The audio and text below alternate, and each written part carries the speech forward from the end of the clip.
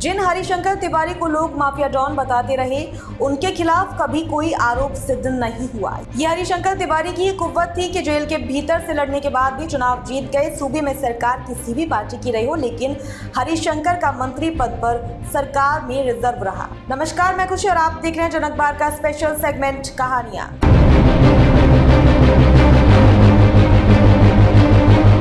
पूर्वांचल के crime mafia से सफेदपोश बनने वाले हरिशंकर तिवारी 90 साल की उम्र में मई 2023 में दुनिया से चले गए। वहीं दबंग सफेदपोश माफिया डॉन हरिशंकर तिवारी, जिनके बारे में 1980 से 1990 के दशक में पूर्वांचल से लेकर बिहार तक के थाने, चौकी, चौपाल, कोर्ट, कचहरी तक में कहा जाता था कि जुर्म संगीन का माफिया है, यूपी में क्राइम का माफिया है। क्राइम की दुनिया में सत्ता के किंगमेकर बनने तक की दास्तां के अगर काले सफेद पन्ने उलटने शुरू करिए तो एक हरिशंकर तिवारी के भीतर अलग अलग सोच के कई हरिशंकर तिवारी देखने को मिलेंगे। कहा जा सकता है कि हरिशंकर तिवारी ने जहां अपना पांव रखा वो जमीन उन्हीं की हो गई। जब तक हरिशंकर तिवारी जीवित रहे तब तक पूर्वांचल में न जाने अतीक अहमद, धनंजय सिंह, सुरेश ठाकुर, ब्रजेश सिंह से लेकर कितने माफिया डॉन जन्मे और निपटे हरिशंकर तिवारी के ऊपर, मगर किसी की छाया नहीं पड़ सकी। अगर किसी ने हरिशंकर तिवारी और उनके आपराधिक साम्राज्य की ओर झांकने की सोची तो वो ऐसा कर नहीं सका। ये कहानी है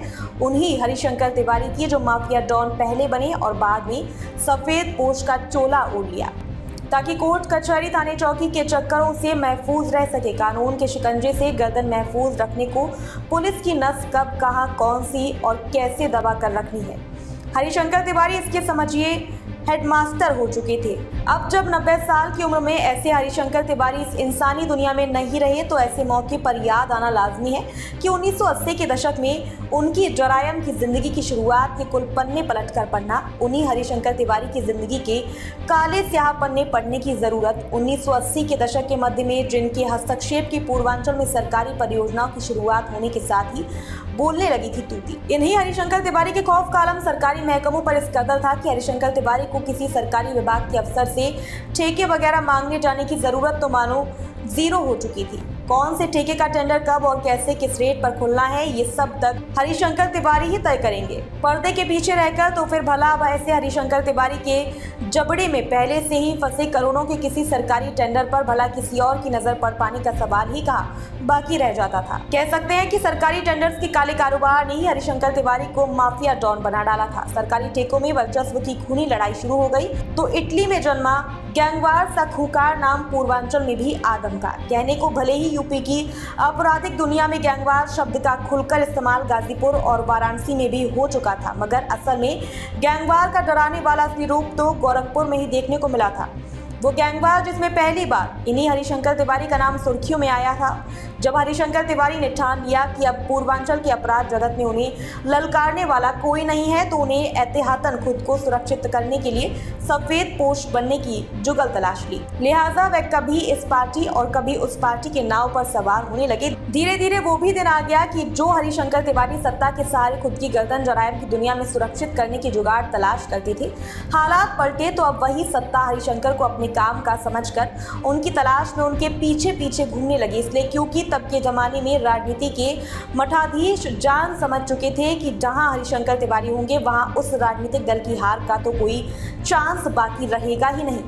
कह सकते हैं कि पावर एंड क्राइम पॉलिटिक्स का जितना बेजा कॉकटेल बनाकर हरिशंकर तिवारी ने उसका जीवन पर्यंत सेवन किया, उतना शायद ही पूर्वांचल का कोई माफिया डॉन सफेदपोश बनकर कर पाया होगा। 1990 का दशक आते आते हरिशंकर तिवारी के जरायम और राजनीति की चौपाल इस कदर मजबूती से जम चुकी थी कि उन्हें अब किसी की जरूरत नहीं बची थी। नेता हो या फिर कोई बड़ा माफिया, खुद सब ही अपने पांव पर बिना बुलाए हुए ही चलकर हरिशंकर तिवारी की चौपाल तक आने जाने लगे थे। कहते तो ये भी थे कि राजनीति के अपराधीकरण होने का श्रेय भी इन्हीं हरिशंकर तिवारी को जाता रहा है।